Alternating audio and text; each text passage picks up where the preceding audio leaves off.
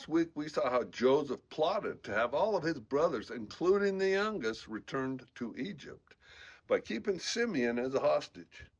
But his father Jacob also called Israel. He wouldn't allow the others to take the youngest boy to Pharaoh, telling the others that Simeon was as good as dead already, and he wasn't about to risk losing Benjamin as well.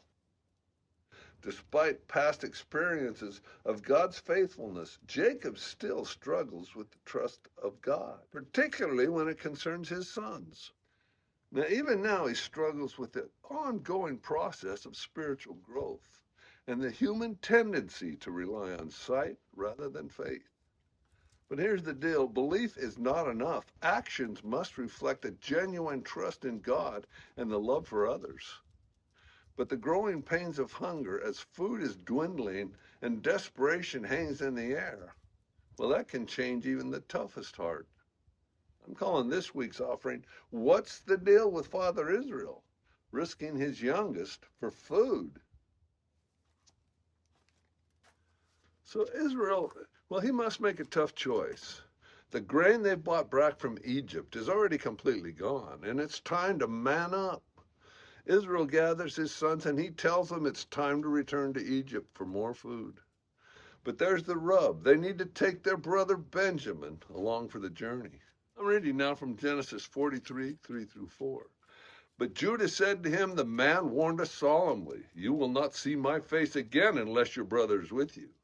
If you will send your brother along with us, we will go down and buy food for you. Judah's words echoed in the room, filling it with unease. Now in Genesis 43, 8-10, we learn, then Judah said to Israel his father, send the boy along with me, and I will go at once, so that we and our children may live and not die. I myself will guarantee his safety. You can hold me personally responsible for him. If I don't bring him back to you and set him before you, I will bear the blame for you all my life. As it is, if we are not delayed, we could have gone and returned twice. Now remember, it was Judah who pushed the others into selling Joseph into slavery in the first place. And now he steps forward to take responsibility for Benjamin's safety. We don't have to leave now, he emphasizes. We won't miss a meal.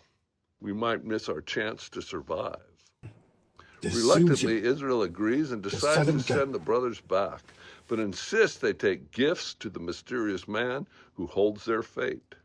Now, he suggests they pack up some of the best products from the land, balm, honey, spices, nuts, and of course, double the silver. They must return the money that was mysteriously ended up in their sacks during the last visit. Go on, he tells them, and may God Almighty grant you mercy. With a heavy heart, he adds, if I must be bereaved, then so be it. The brothers gather their gifts, they pack their bags, and they head towards Egypt, with hope of buying more food and perhaps retrieving their imprisoned brother Simeon. Now, as they arrive in Egypt, they present themselves to Joseph. Upon seeing Benjamin, Joseph's heart swells with emotion. He instructs his steward to bring the brothers to his house, where a feast awaits them.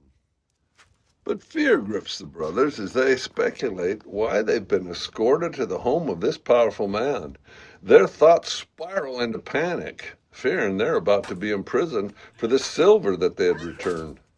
They nervously approach the vizier's steward and they plead their case. Please understand, they implore. We've come back just to buy food and we found the silver in our sacks.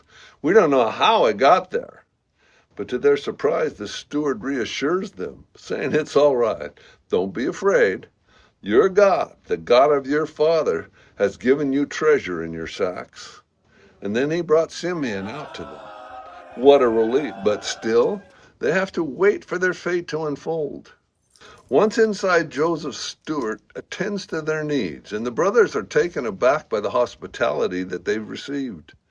They prepare for Joseph's arrival, still anxious, but also curious about what's next. Now, when Joseph finally comes home, the brothers present their gifts and they bow before him, honoring him as a ruler. Joseph, all cool and collected, inquires about their father. Is he well?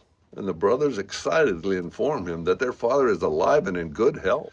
The interaction reassures them somewhat, but the tension remains thick. Then when Joseph spots Benjamin, he's overwhelmed with emotion. God be gracious to you, my son, he says.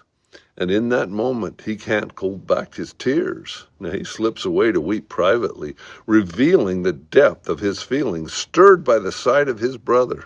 Now the seating arrangements, well, that's an aha moment, as the brothers are seated in the order of their age, which comes as a big surprise to them that the vizier would know their ages.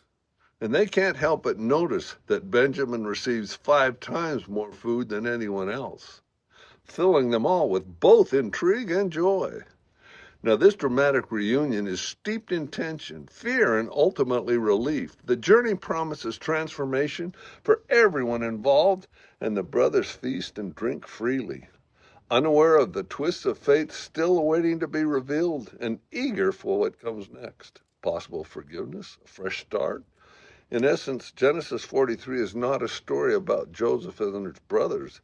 It's a story about God's faithfulness and the complexities of human relationships and the ongoing journey of faith. And I'll see you all next week for the big reveal.